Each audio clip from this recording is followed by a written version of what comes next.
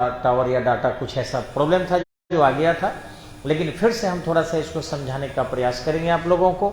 ये देखिए एक पृथ्वी है, यहाँ आपका नॉर्थ पोल है, ये आपका साउथ पोल है, और यहाँ मैंने कहा कि पृथ्वी पर जो है आपका टोटल 486 जागृत ज्वालामुखी है, 403 जो है आपके परिप्रशांतीय क्षेत्र में है, यानी प्रशांत महासागर के उत्तरी भाग में ऐसे, जिसको फायर ऑफ रिंग एरिया कहते हैं। शेष आपका जो है मात्र 83 ज्वालामुखी जो है, जब 486 में से 403 जाएगा तो इतना ही ना बच गया जी। तो इंडिया में भी इसमें से 2 है, एक आपको बैरन नाम सुने ही होंगे आप लोग कि रेगुलर के रूप में आपका बैरन है, और इस ढंग से हाँ नारकोंडम कम है, वो कभी कभी नारकोंडम निकलता है, लेकिन एक बैरन को जो है अंडमान निकोबार में वो रेगुलर वोल्केनो के रूप में उसे मान्यता मिल गई। नारकोंडम कभी कभी आता है। तो 83 जो है आपके हैं। अब मैंने ये देखा कि एक्सटर्नल जो आपके इग्नियस रॉक है, जिसको एक्सट्रूसिव कहते हैं, ये 2 भागों में बांटा जाता है, एक एसिडिक होते हैं और दूसरा बेसिक होते हैं। जो एसिडिक होता है उसका हाइट अधिक होता है और ये कलर भूरा होता है, सिलिकॉन की मात्रा अधिक होती है, और ये आपका इसमें जो है स्वाद लेने पर हल्का सा खटापन आता है। ये बेसिक जो होते हैं स्वाद में तीखा होता है, सिलिकॉन की मात्रा कम होती है, देखने में ब्लैक दिखता है, और इसका लो हाइट होता है, फैलाव इसका अधिक होता है। अब जब ये सारे चीज हो गए तो थोड़ा सा इसको हम फिर से एक बार आपको बताने का प्रयास करते हैं कि इसे जाने आप। तो यहाँ देखेंगे हम कि ये जो पृथ्वी है आपका, इससे ज्वालामुखी निकला, ये निकला तो फैला, तो ये जो भाग है ये मैग्मा कहलाता है। इसको हम लोग क्या कहते हैं? हाँ, मैग्मा कहते हैं। और नहीं, बाहर वाला होगा तो मैग्मा नहीं होगा, सॉरी, ये मैं यहाँ, हाँ ये लावा होगा, मैं यहाँ गलत हो गया हूँ। हाँ, तो ये वाला पार्ट जो है आपका लावा होगा, और जो इंटरनल पार्ट यहाँ से चला था ये मैग्मा होगा। ठीक है। अब रही कि जब ये चट्टान बाहरी बना तो ध्यान देंगे इसकी और खासियत, मैंने 2 भागों में बांटा, एसिडिक और बेसिक, लेकिन इसके जो क्रिस्टल होते हैं यहाँ देखेंगे हम, जो रवा होता है इसका, ये बहुत ही सूक्ष्म होता है, यानी कि स्मॉल होते हैं। इसके जो रवे होते हैं वो क्या होते हैं? छोटा होता है।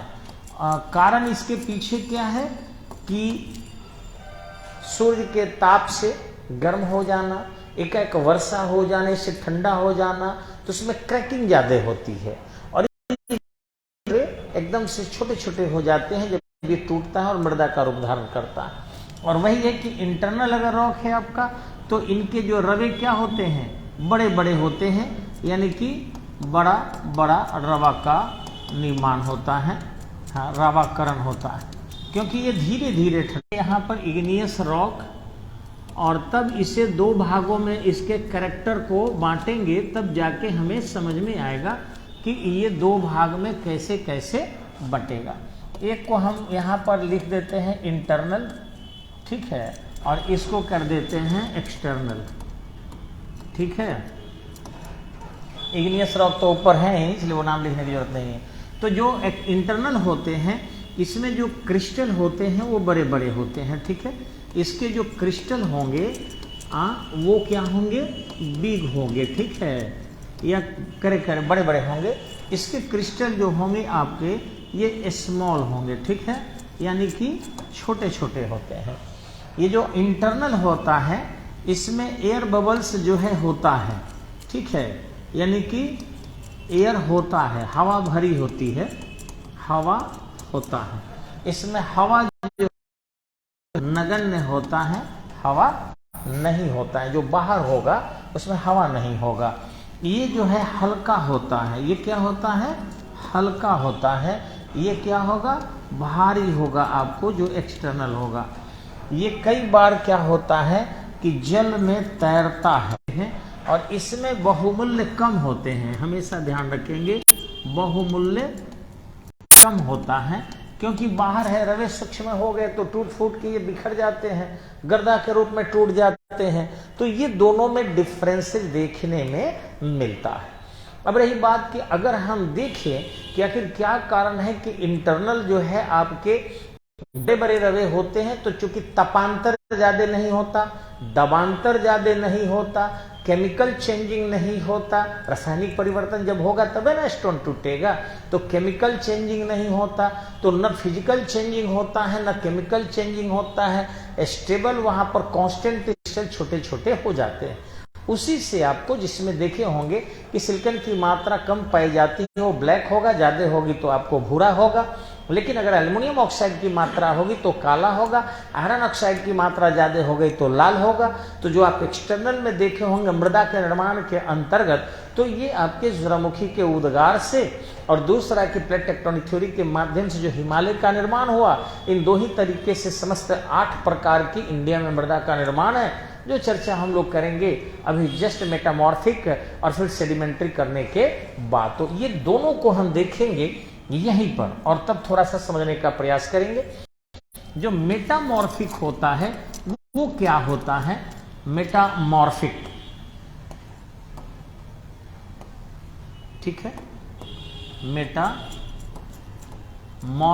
जो होता है, मेटामॉर्फिक रॉक, ध्यान देखें, इसको हिंदी इसको कायांतरित चट्टान भी कहते हैं।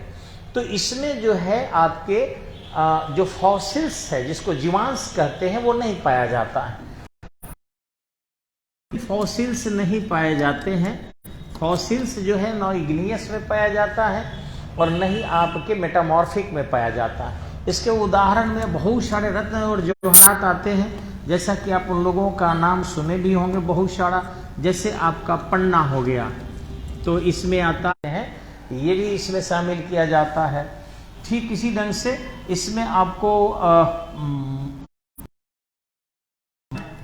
ठीक है माणिक आता है, इसी ढंग से स्लेटी पत्थर भी इसके अंतर्गत आता है। ये सब उदाहरण जो है स्लेटी पत्थर, ये सब एग्जाम में आता है कि कौन इसके उदाहरण नहीं है, तो ये सब कायांतरित के उदाहरण के अंतर्गत। लिखावट के ध्यान नहीं देता, अब पुराना मास्टर भी इसलिए ऐसे ही लिख देते हैं, ऐसे लिखावट हम लोगों का ठीक ठाक है मिलाकर, लेकिन थोड़ा खराब भी होगा तो 23 साल छपरा में हो गया, 15-16 साल दिल्ली में हुआ, तो जान ही सकते हैं, उसको अपना मेंटेन कर लीजिएगा। इसको दूसरा नाम है आपका कायांतरित जाता है, ठीक है ना, सॉरी मैंने गलत लिख दिया यहाँ पर, इसको कायांतरित नहीं कहते हैं बल्कि परतदार भी कहते हैं। क्या कहते हैं इसको? हाँ, परतदार भी कहते हैं। परत दर परत रहता है तो परतदार चट्टान भी कहा जाता है। तो 3 नाम से इसको जाना जाता है। इसमें बड़े पैमाने पर ध्यान देंगे एकदम से, और बाकी जो है आपको चाहे मेटामॉर्फिक हो उसके अपर्दन कम होते हैं और इग्नियस के तो अपर्दन होता ही नहीं।